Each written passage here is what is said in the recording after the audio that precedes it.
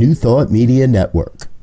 We are a global broadcast network of positive music, media, and entertainment, inspiring humanity's evolution along the journey of enlightenment and creating a world of love, peace, empowerment, and prosperity for all. New Thought Media Network. Positively inspiring.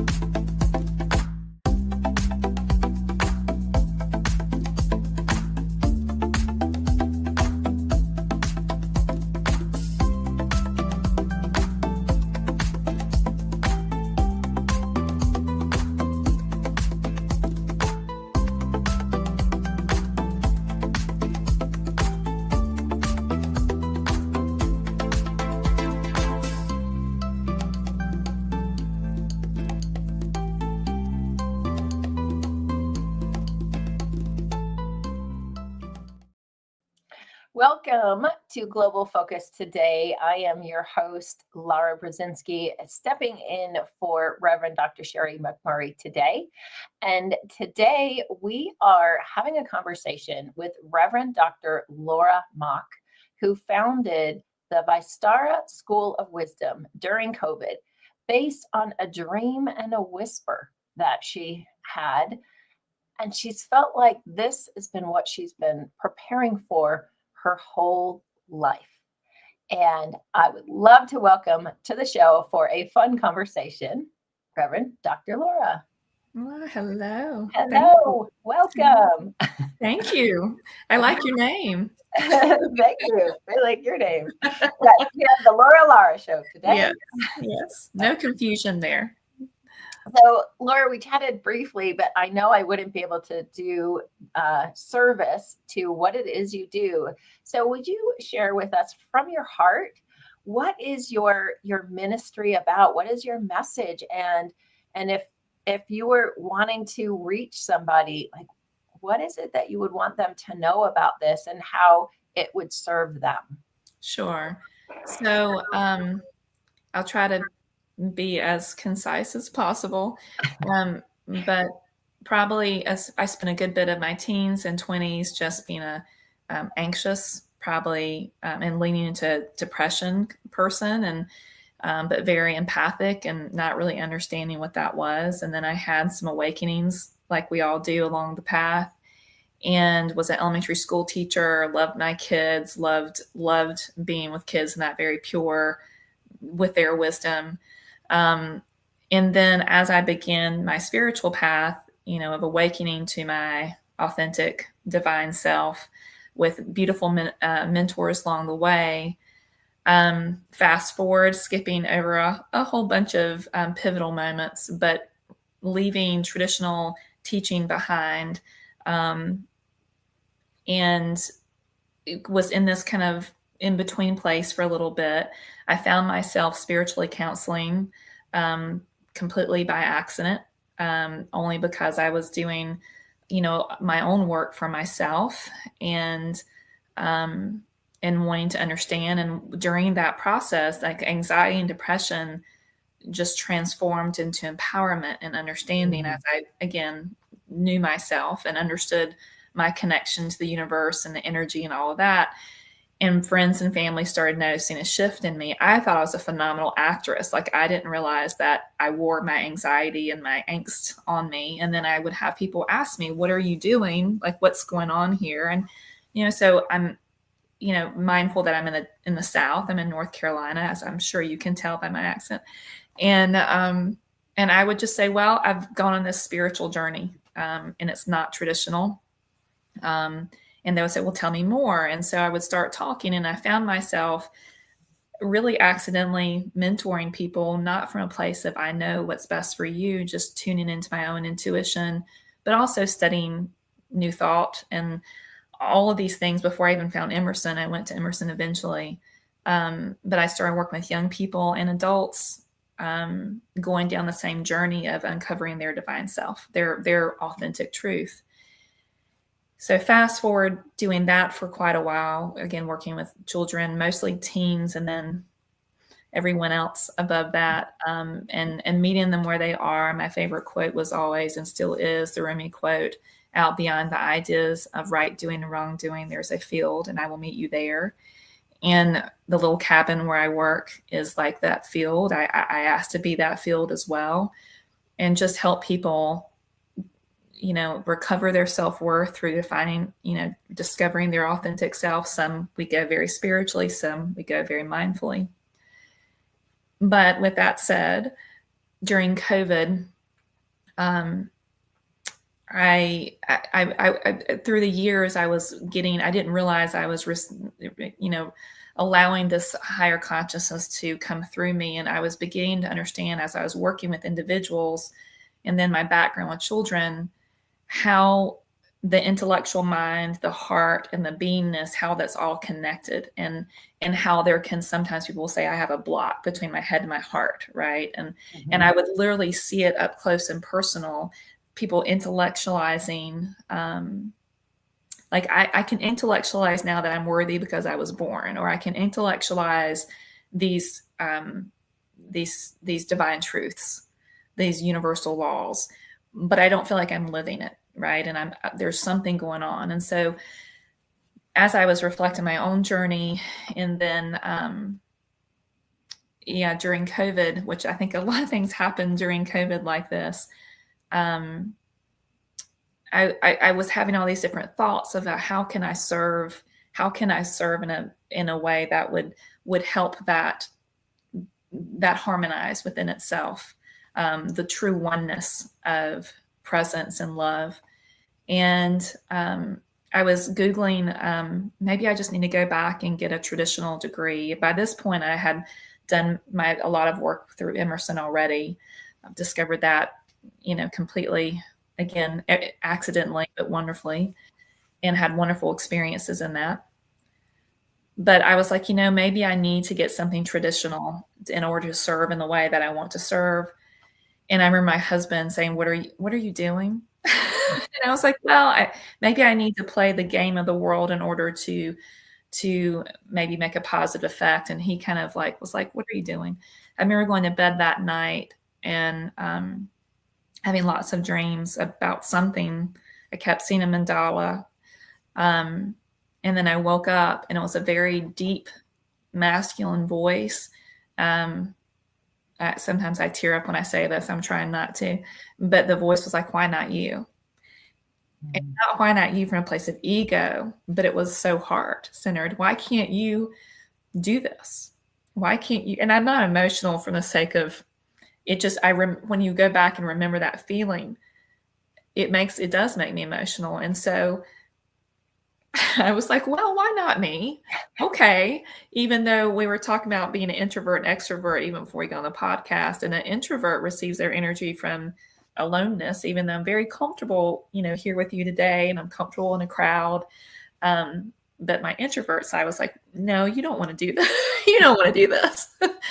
But my spirit was saying yes. And so Vistara really is a Vistara school of inner wisdom. It's trusting that we have everything we need inside. And it's just the process of being with people, a community. We are very big into the sacred mediums of art and music and movement, the sacred elements of fire, all of, wind, earth. And we go into the metaphysics of that. But the first aspect of coming into the school, so to speak, is beginning to trust yourself and revealing that more and more. And so we have a few things that, we're guided to do to support people on that journey. And then really within a sacred community, the growth is exponential, in my opinion, when you're in a community of people that are there for love, the pure love, and wanting to grow. And so that's what we're all about. I don't advertise too much. I will do things like this with you or Sherry, and when we're in this higher consciousness, but it's just a calling of something that you feel like maybe this collective energy is here to support you on your journey, and also knowing that you want to serve back as well, serve your community as well through just frankly, simply just sometimes just higher consciousness.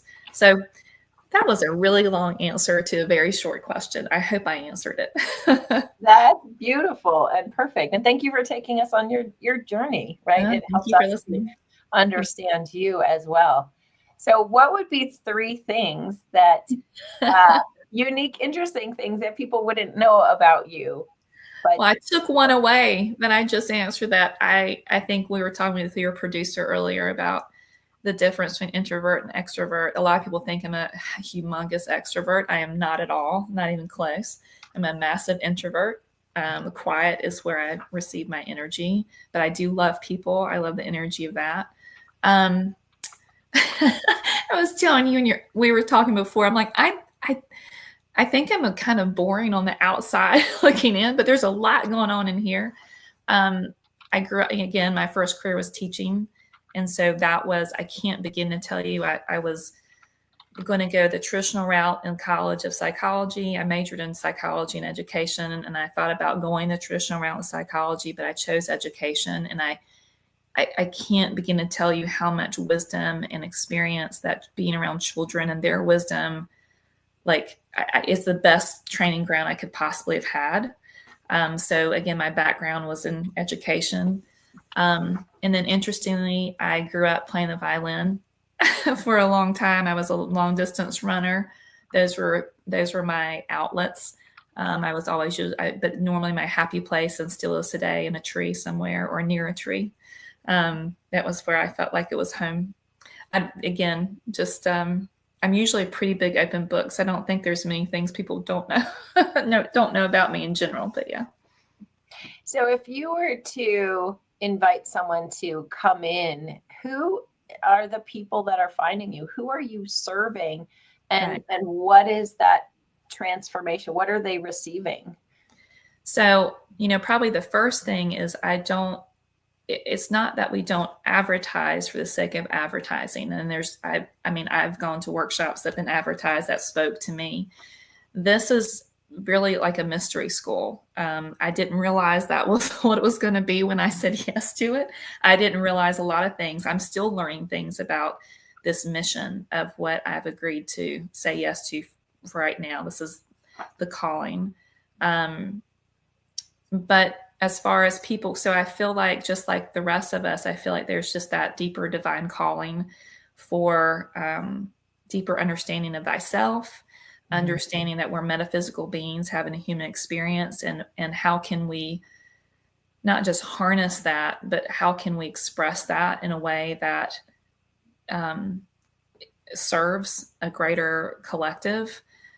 So the people that tend to come find us we do have a website that beautiful Wendy Ann created from her heart, who's been with me in the very beginning of all this. And we really want to capture the essence of what this was. It's not a business. It's not a traditional school. It's not a traditional church. It's just a collective community of love. And so people that sometimes when they're coming in, they're looking to just reveal themselves to themselves. They may be stuck.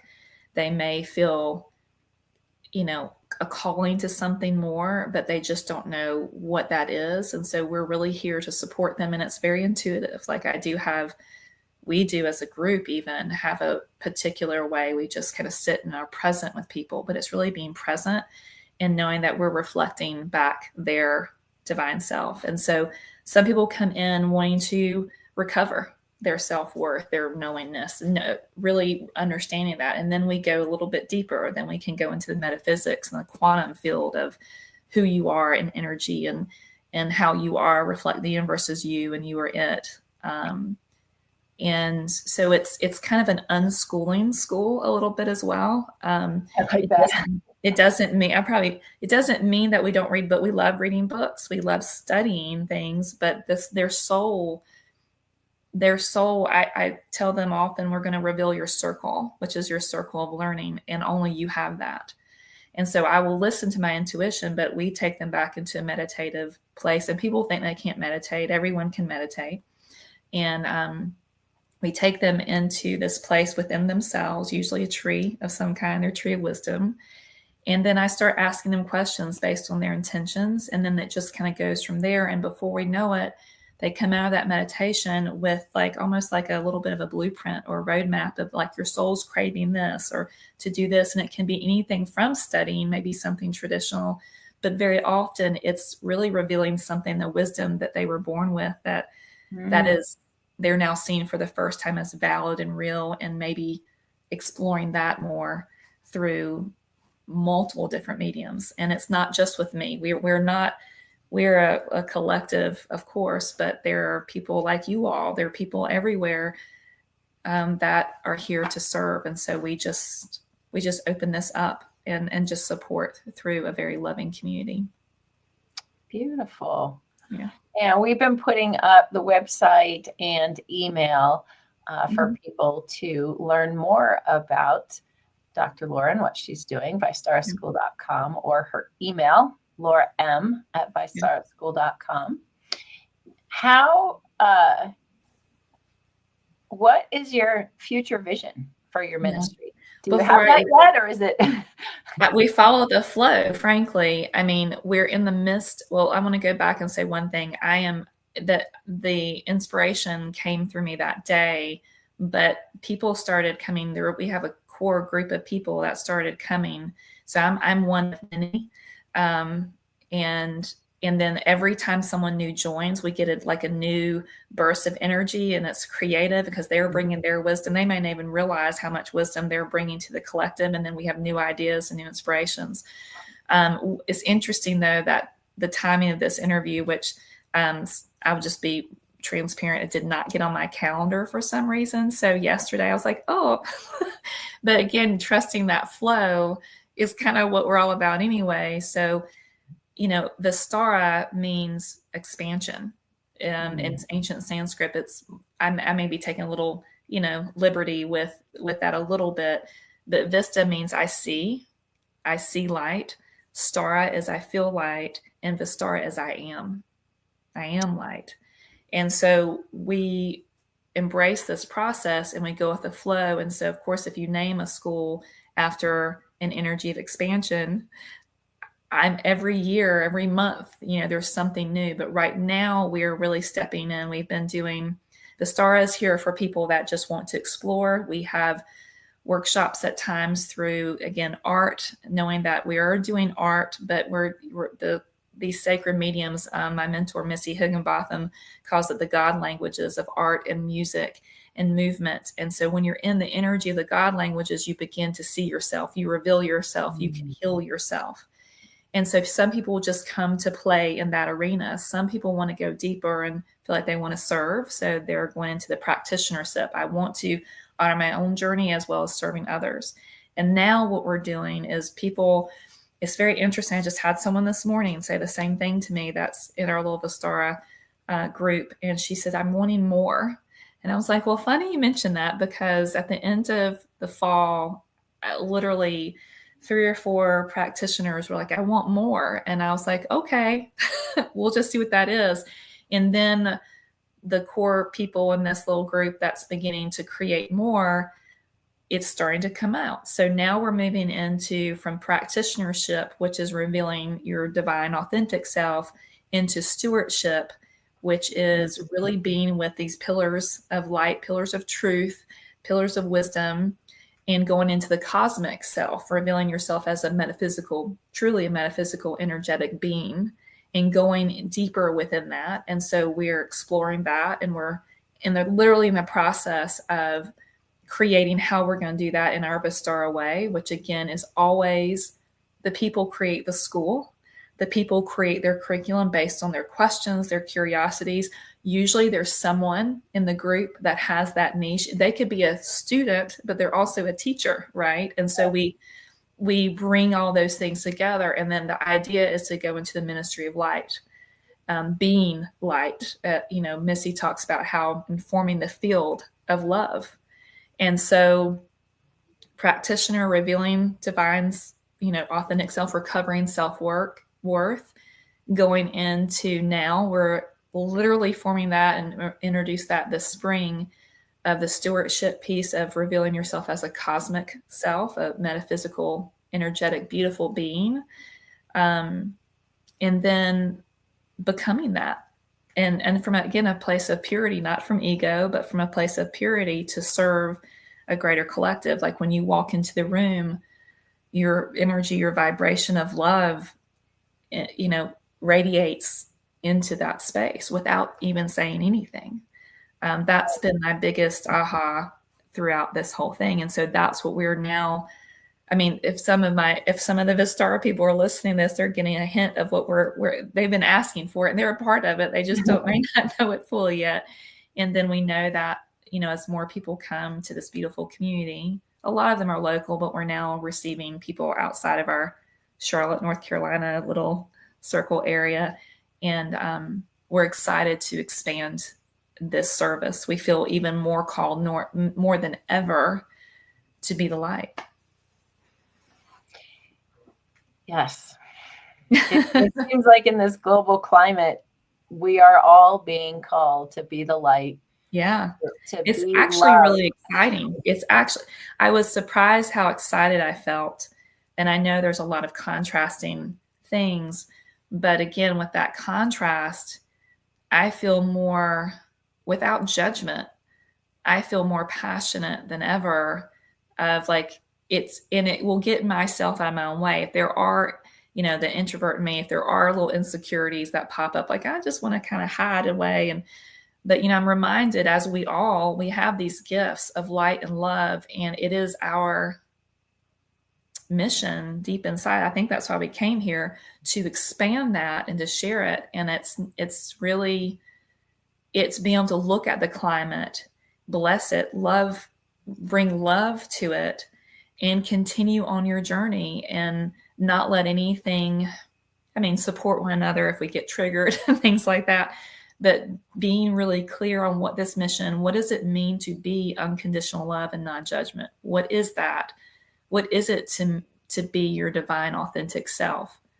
And how does that not just affect you in your everyday, but how does that expand outward from you? And again, like my mentor Missy has often said to me many times, it's no words, right? It's just we are the universe. We are, and the more conscious we become of that vibration within us, then you can go into a space and really bring what people call healing, but we call remembering it, love.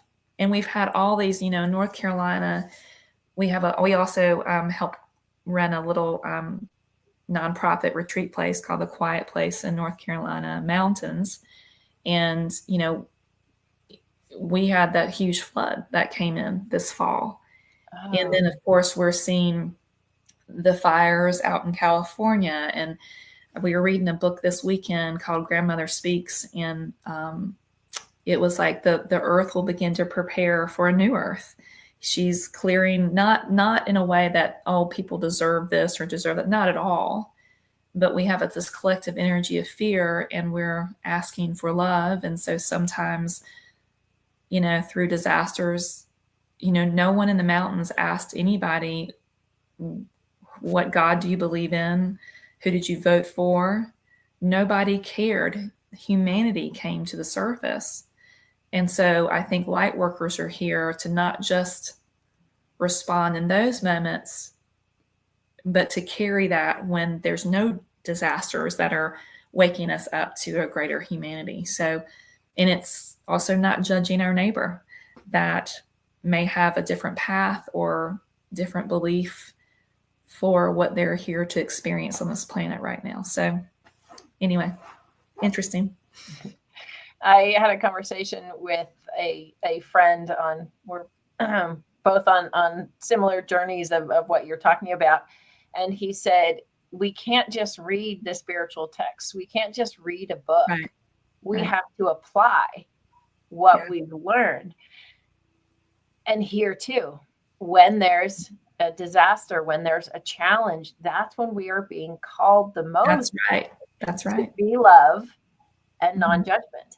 That's And right. what I also heard that I wanted to reflect back at you is the more that we are centered in our own love and Right. life, we Right. are not affected by what happens That's external, right. but we bring us to it instead of Right. We're being. going to be friends. Yes. I was like, girl, give me your number afterwards. I have Robert's because I met him years ago. But that's it. And it's like the language. Yeah, I think I was so, not maybe surprised is not the right word. I felt excited this November.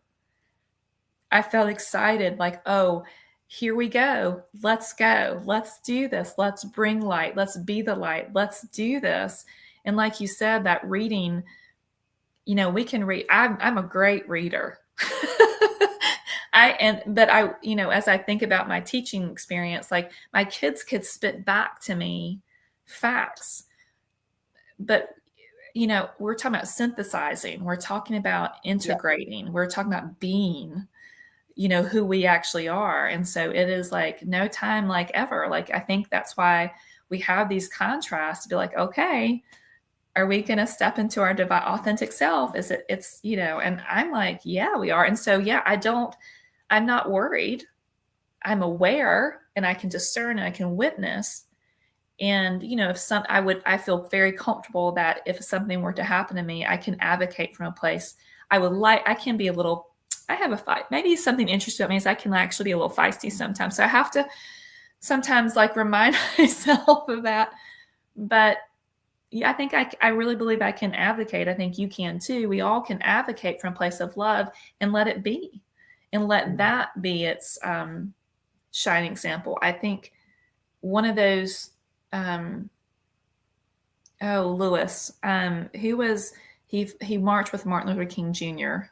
Oh my goodness, I feel terrible. Last name Lewis, famous. He was, I believe, a senator in Chicago for a long time. I apologize.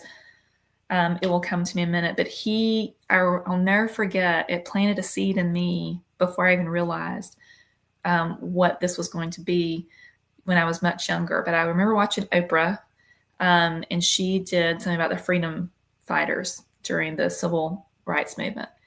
And he, again, the name is Lewis. He was talking about when he was on a freedom train, a freedom bus, and they were going down. I'm not sure which state it was. It may have been South Carolina. I'm not sure. And their bus was lit on fire in the back by KKK members. And so they pull the bus over. They come out. And again, I'm paraphrasing this, so please know I'm not quoting exactly. And they come out into the arms of the KKK, and they're being beaten. And of course, they had all this, in my opinion, mindfulness, spiritual training before they went on this trip, right? They all had, peace and love. And the police officers came. And again, the police officers actually said to him, Mr. Lewis, would you like to press charges? And he said, they pulled off the hoods. John Lewis, thank you. Thank you. They pulled off the hoods of these individuals. And one was like a 13, 14-year-old boy. And he looked directly in both of their eyes and he said, I'm here for peace. I'm here for love. That's all I'm here for. Fast forward, and again, I'm butchering the story, but in general, that young boy grew up and found him again, got clearance to go speak to him. He went to his chambers and apologized to him. John Lewis said was the first person that ever apologized to him during that time of what happened. He apologized and he said, I want you to know that you planted a seed in me that day. He said, I was in the KKK for many years after that event, but I could not stop thinking about you looking in my eyes, and you meant it. You loved me in that moment, and it made no sense to me at all. And you're a black man loving a white man that wants you dead because of the color of your skin. And basically the theme of it was, between Oprah and John Lewis talking about it, was saying the seed of pure divine love was planted in him that day. And this man, who I don't believe he had passed a high school, I don't even know if he graduated high school, but he said it broke my heart open that day to where love began to flow through and begin to push out those things that weren't love, to now he said, I'm not a racist man. I promote love and healing in his own way. And that seed took 20, 30 years to grow fully. But that's the deal. And that's what I think we're all here when we recognize higher consciousness to do. Beautiful. So speaking of higher consciousness, was that a good segue or what? It was. Support or expand conscious evolution. Can you repeat it one more time? I was drinking something. How does your ministry support or expand conscious evolution? Well, basically that story, right? I think it's, again, like you said a minute ago, we do it for ourselves first. Like, and I'm not saying that, I'm humble to where I will say, I am this, I am light, I am love. I'm authentic with, if I have a feeling that comes up, I'm not going to spiritually bypass that. I'm recognizing there's something coming up for me to be aware of, to heal. But it is what we say with our little group. When people say, I want to be a part of whatever this is. And again, sometimes they don't even know what they're saying yes to, but I always remind them, you're saying yes to yourself. You're saying yes to your soul's wisdom. So when you say yes to your soul's wisdom, you're accepting that you're going to expand and grow in consciousness and vibration. So you're going to do that within yourself. When you do that within yourself, because we're all connected, we're all one. When you take a step, I remember one of my first teachers would say, and I used to not understand what she was talking about. She would say, when you take a step, I take a step. When I take a step, you take a step, even if we're not talking about it. So when one person raises their consciousness and is love for themselves, and then it cannot help but outsource here. So it's the law of cause and effect. It's the creative, it's the creative process of the universe. I am, be, who, exact. Yes, absolutely. We are that. And so it's so interesting because I think it's just really, really simple. Self-love, and then we expand and understand more. And then we can go into the world. And even if I never speak to someone in the grocery store, even if they're being angry or whatever it may be, or maybe they're doing that to me for whatever reason. I mean, if Charlotte area, all these big cities, traffic and people cutting each other off. But again, it's like, can I truly from my heart bless this person, this experience, and know that they are working from their place of integrity, their aspect of consciousness. And I can choose where I respond to that. And again, I think it just grows and grows and grows. Beautiful. Thank you. Thank you. And so how does your ministry contribute to world peace? Again, kind of the same thing. You become, like you said so beautifully earlier, you become the peace. Well, I will say a practitioner that I just spoke to that was in the cabin this morning, she says, I can't speak peace if I'm not peace. Just shout out to Angela for that. I cannot speak peace if I'm not peace. And basically she was referring to a situation where I think, and I don't even know all the details, but probably just a business, whatever situation. And she knows her role there is peace and harmony and understanding. And it was basically like, I can listen to you and witness, but I'm not going to bring my energy. I'm not going to drop my vibration just, for the sake of that. I'm going to be that. And again, what we do in the micro and the small, we do in the macro. It's all connected. It's not separate. It's not two worlds. It's one world. We are metaphysical, experiencing this on a human plane. And so I really believe, when people say one person can make a difference, one person makes a difference. And it does contribute to the greater global community. It cannot not do that. It's the law of cause and effect. If I am peace, and then wherever I go, I am peace. And we all know that we're energy, we're connected. So I will use an example of I have someone near and dear to me that was just devastated to see some things on the news recently, and feeling helpless, like some people that felt like their rights were stripped away, and and again, lots of different different opinions, but this is how this was interpreted and experienced from this person, and they were feeling quite helpless and just so sad, and like, I'm only this one person, what can I do? I'm like, well, if you do know that we're energy and that we're all connected in oneness, we really are. Being in the center of oneness, you remembering your wholeness, that you are whole. And then you can bring even the pictures of these people to you.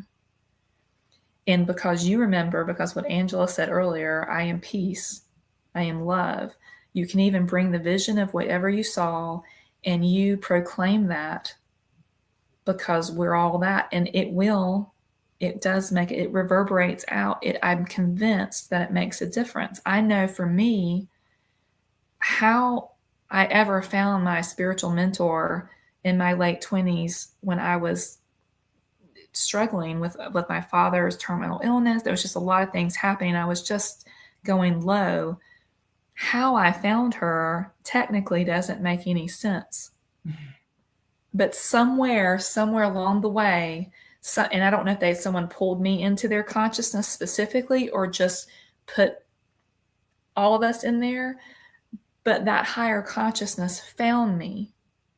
And I am forever grateful for one or two or a whole collective people that I'm connected to in oneness that did that day, or in that, there's no such thing as time really, but in that moment. And it finally, I was probably, again, I think it was Marianne Williamson said, don't underestimate a good breakdown.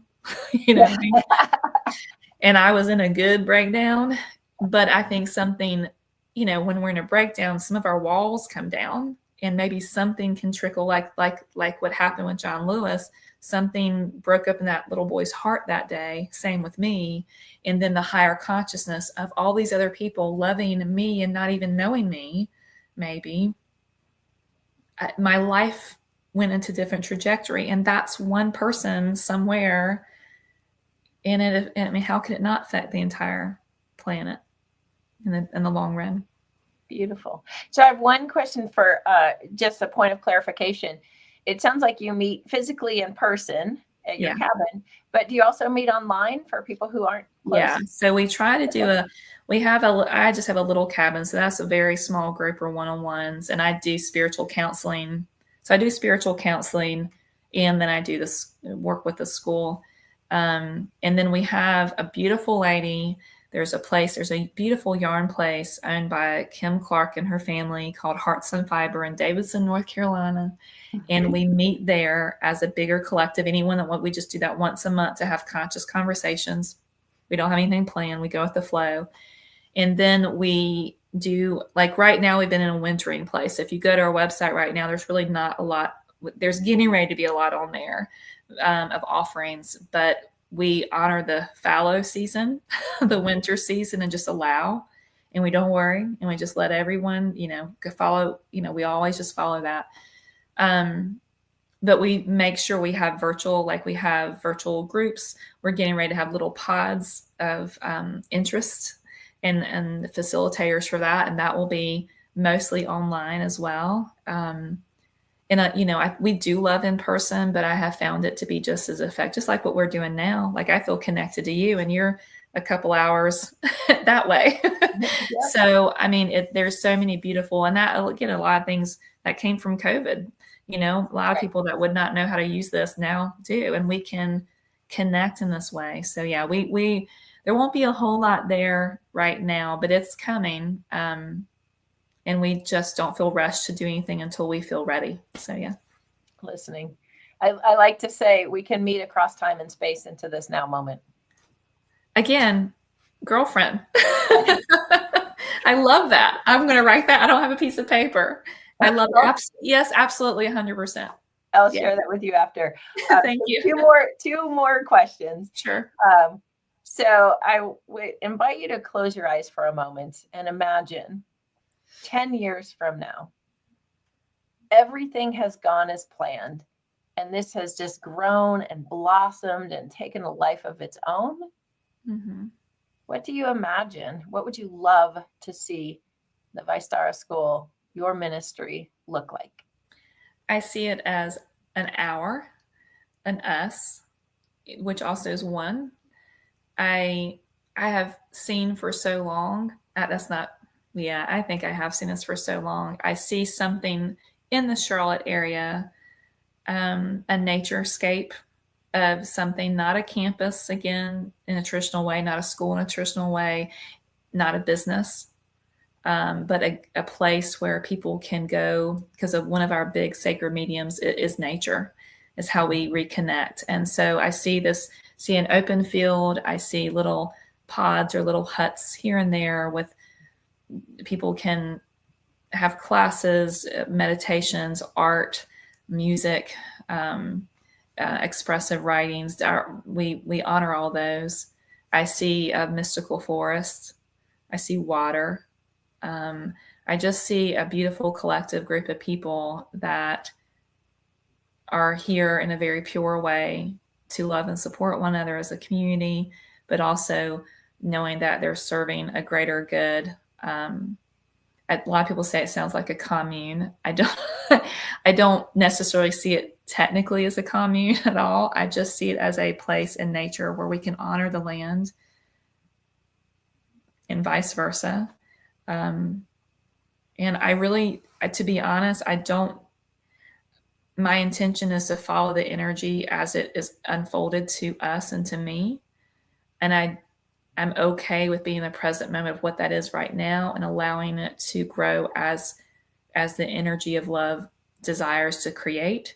And I also know if that needs to change, shift, if it served its greater good, I'm completely confident that I can release that, and allow the next generation to come in, whether it is the school, whether the school is here for 4 or 5 years, if it's here for 100 years, if it's here for 20,000, it doesn't, to me, it's like we just want to honor the flow of the loving universe in a creative sense that serves. And I don't want to have any attachment from my ego to what that needs to be.